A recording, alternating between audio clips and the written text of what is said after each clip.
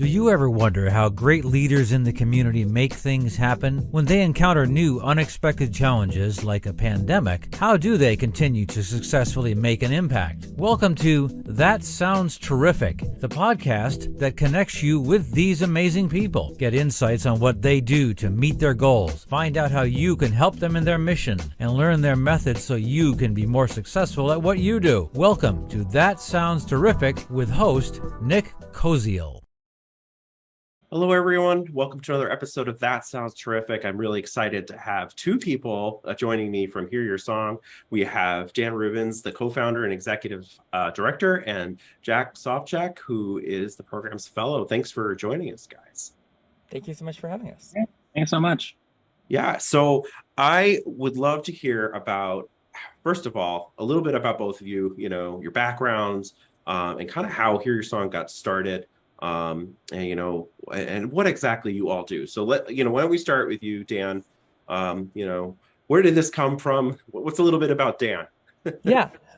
So I am a musician, a songwriter and pianist singer. And I was an undergrad at Yale University in 2014 and was really looking for ways to bring the musical community on campus together in ways that felt collaborative and not competitive.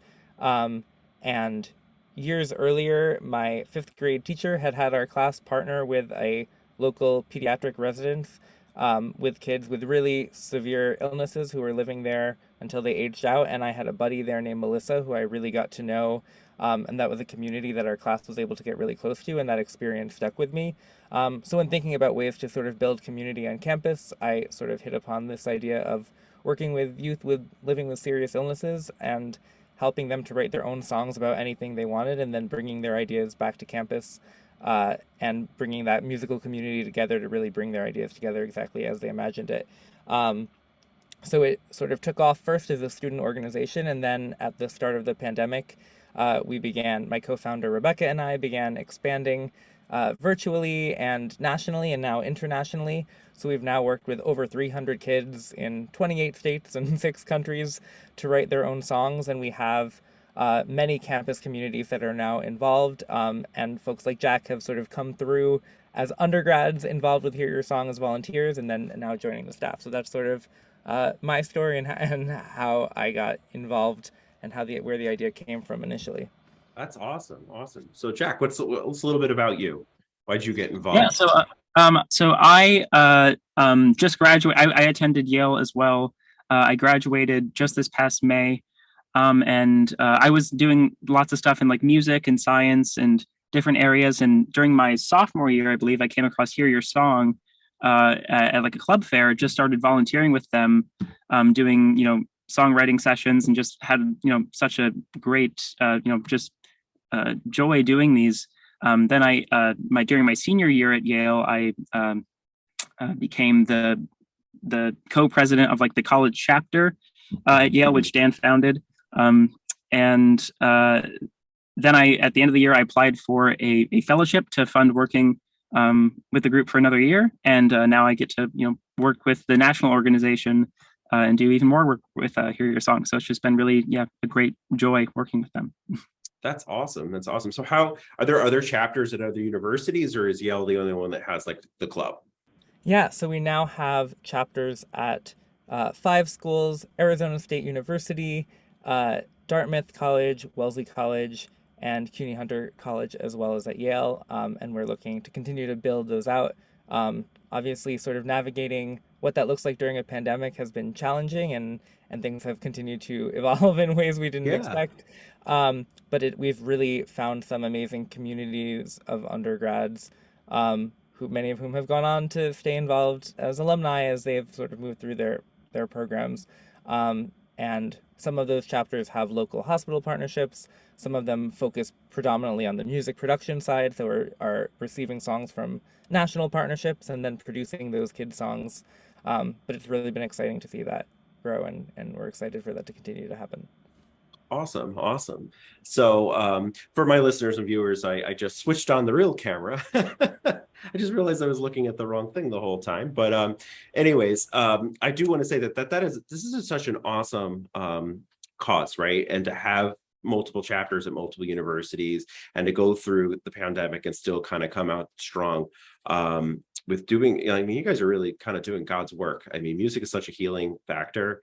And what I'm at a university right now, so this is something that I definitely would want to bring to the students here and see if they want to get involved. So how would a student or a faculty member, staff member kind of start a chapter or a club?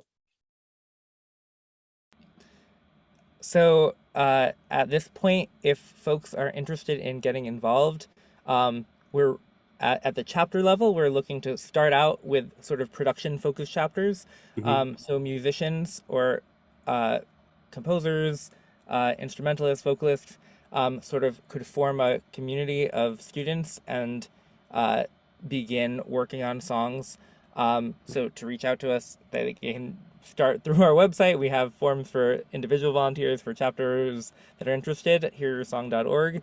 And then what the process is really that our music directors will share songs that are in progress. So when we work with kids, we call it a really kid-driven process. So we're helping kids to write all of their own lyrics and then come up with as much of the music ideas as they want. So some kids are writing their own melodies and recording their own vocals, and others are just saying like, I want my song about broccoli that I've written the lyrics to sound like Beyonce. So then we might send those specs to a chapter and say, cool, so now your organization, your chapter community is going to produce this broccoli song in the style of Beyonce.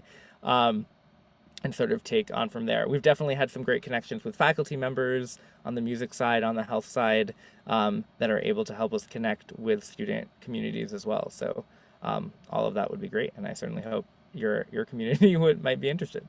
Yeah, no, I'm definitely going to spread the word. I have a bunch of friends that are musicians. I have some past guests that are musicians, upcoming guests. So definitely going to share this from the rooftops. And some of the other, groups that, I've interviewed, I'm sure would be interested in having, their connections with you as well. It's just such a really cool and unique, service, really. So let's circle back a little bit. And like, can you talk a little bit about like, how did this sort of come to be, as far as like maybe what was your first song?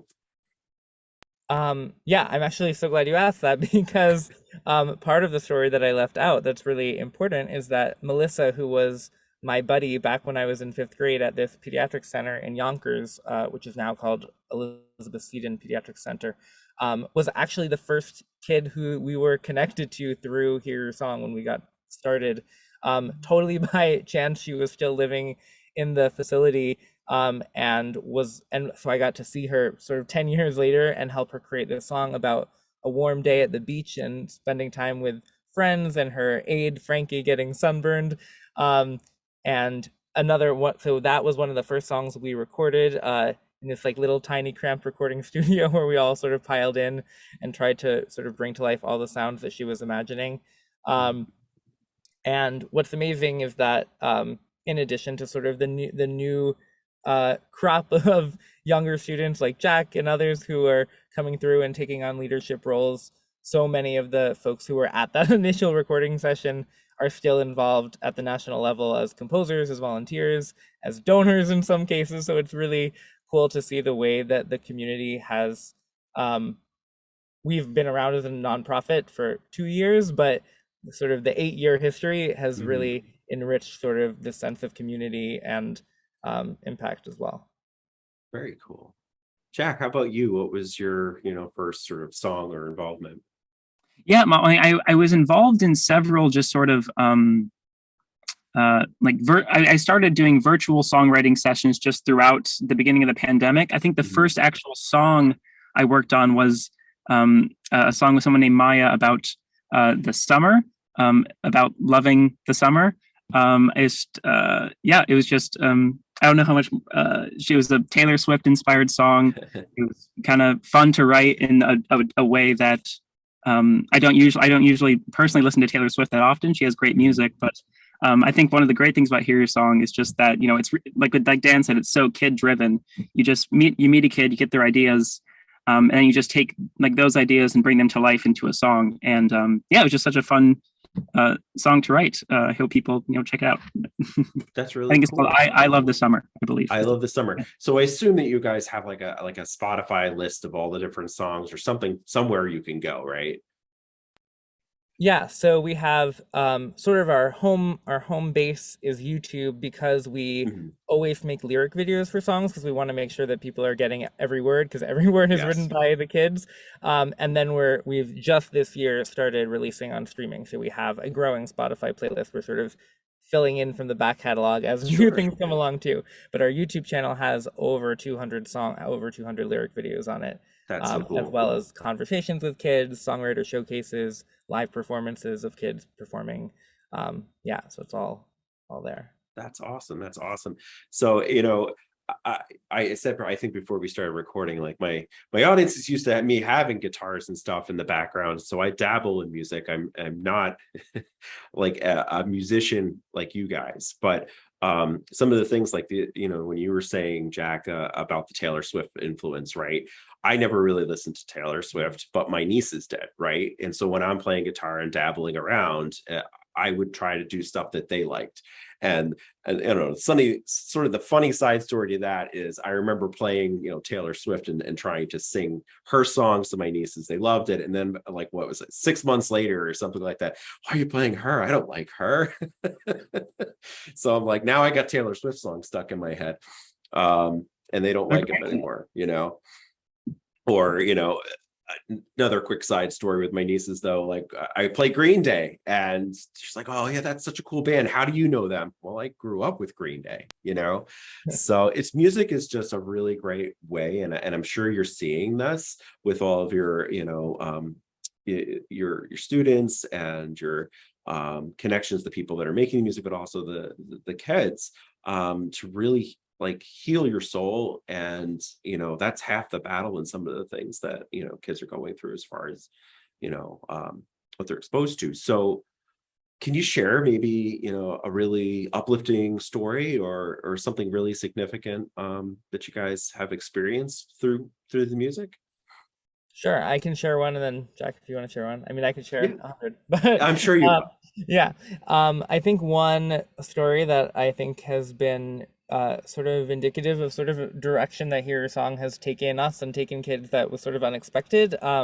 Last summer, we were working with Camp Oasis virtually, which is a program from the Crohn's and Colitis Foundation. And in one of those virtual sessions, two campers who are writing songs, each sort of connected to their health journey, Elliot and Charlotte, met.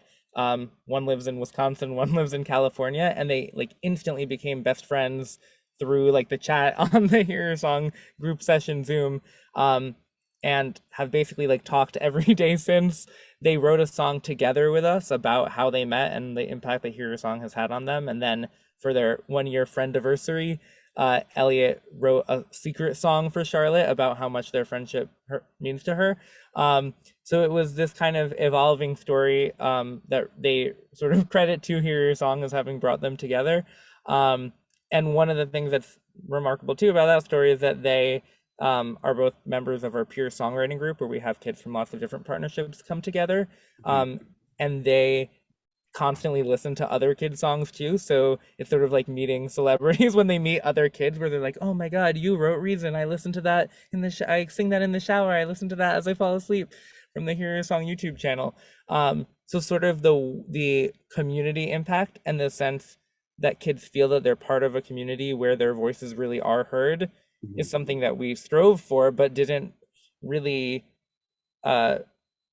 feel that we had sort of we're going to get to that point. That seemed like a far off piece, and to sort of see that happen organically is really amazing, and really a testament to the kids themselves and how excited they are to sort of share and listen to other voices too. Yeah, it's so great when like sort of unintended things happen that really just you want to warm your heart. You're bridging the gap between two people building friendships as well. That's awesome. How about you, Jack? Yeah, I'm thinking of a couple things. I think just this past summer, well, it was just a super cool experience. Dan and I worked at this camp, the Double H Ranch camp up in upstate New York. And there's a song on our YouTube that might be, I think it might be our most famous song, called Noodles, by a camper named Zippy. And, you know, like I knew of the song. I've only worked at this point, I'd only worked in like virtual sessions. I'd never done, I don't think, I think I've only done like one or maybe two things like in person ever. So it's just, I hadn't had like a full experience, like hear your song experience at that point in time yet. And then we got to camp, and like all of the counselors were like shouting Noodles, and like they all knew the song, and like they loved Noodles, and like Zippy was sort of like a camp superstar for his song. And it was just so cool, like, you know, to go from like working virtually to actually seeing, you know, the real impact of that, like in the world, and everyone having so much joy from the music. And it's just, yeah, it was a really cool experience to see that. It's cool, you know, and the transition from like, you know, online to hybrid to back in person to, you know, whatever. It's great. I think that the online part gives you access to so many more people, right? But then that people connection isn't always there. So you share a very good point, Jack. Like, you know, going in and feeling the full experience. I'm glad you're able to do that, and that we're opening up a little bit more. But do you find that now in this sort of, do you have like more of a hybrid approach to things as it really helped you in the long run?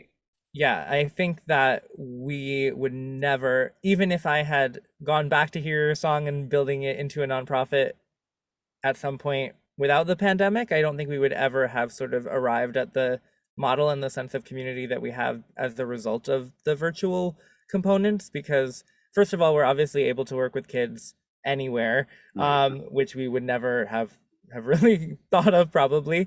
And we're also able to sort of reach kids on their own terms and on our own terms, in the sense that we're not sort of beholden to hospital bureaucracy to reach kids. We can connect directly with families and build relationships with families in a totally different way, and keep building those relationships long term.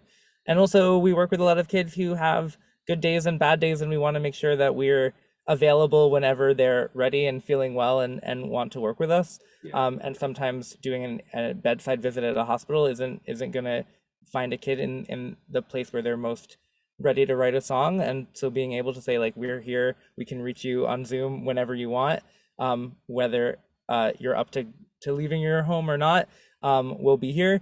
So I think that it's made our programs much more accessible, and those relationships much deeper in a different way. Obviously, when we can spend a week in a camp program and get to see kids outside of the songwriting space too, and like really just like hang out with them and get to know them, that's an awesome, totally different experience.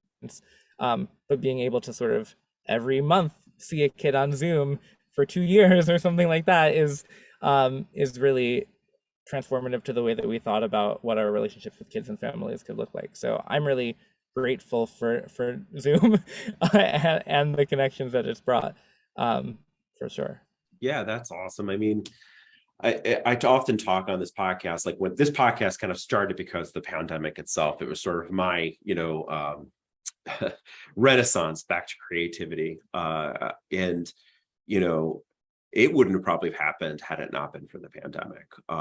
So there are some good things that have come out of that. And I think Hear Your Song is a wonderful, terrific thing that has come out of, you know, and grown and blossomed because of the pandemic. So, you know, cheers for you guys. That's awesome. And it does give you more accessibility into, like, you know, I'm thinking about some of the other things that the kids are not allowed to have visitors sometimes, right? Even outside of the pandemic. So prepares you for that. So that's so cool.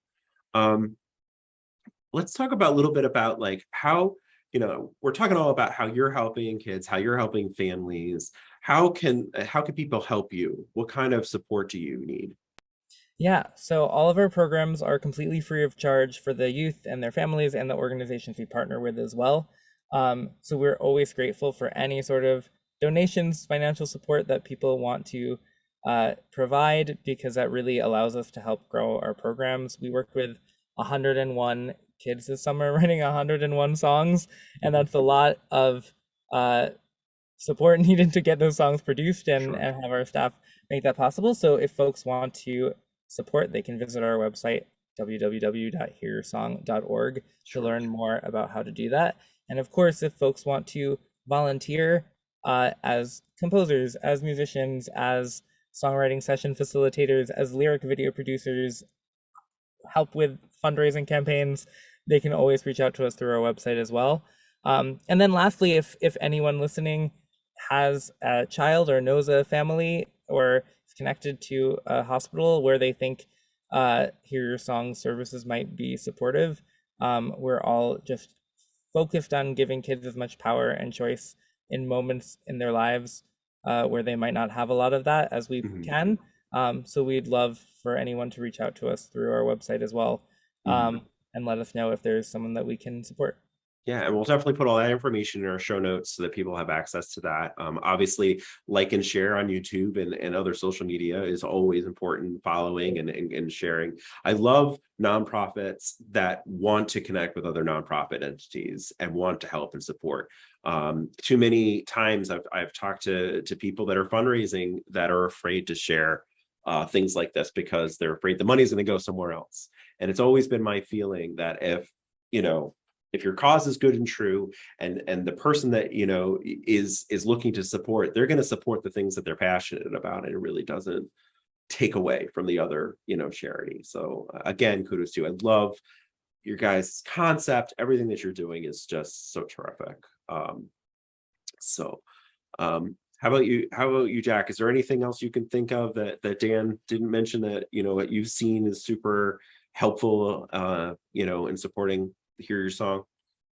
Not to put you on the spot. I mean, I think Dan was pretty complete. I think the only other thing I could think of is even if none of those categories that Dan was talking about fit with you, you can always just go on our YouTube page or social media, our Instagram, TikTok, and just share things. I think one of the biggest pieces of our mission is, amplifying kids' voices. I think so many kids, really like the idea of, knowing their message is going out to a wide audience, and they can, when they see the view count go up in their video, or when they see people like their stuff, it's just really, great for them. I know Zippy, who I was talking about earlier, I remember he was so excited that he could ask his Alexa to play his song Noodles on Spotify.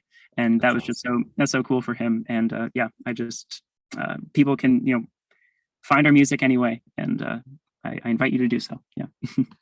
Yeah, it's such a neat thing. To be able to empower kids to, see themselves on even on just the social media, but I could just see my son, he loves using Alexa, and if he had his own song, he'd be playing that 50,000 times, I'm sure.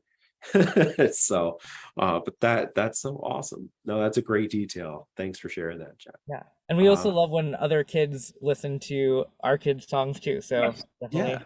Yeah. Oh yeah, for sure. We're gonna be listening to a lot of that in the cozy household. Yeah. And then I'm sure he's gonna be like, well, I want to write my own song now. I know some people to go to.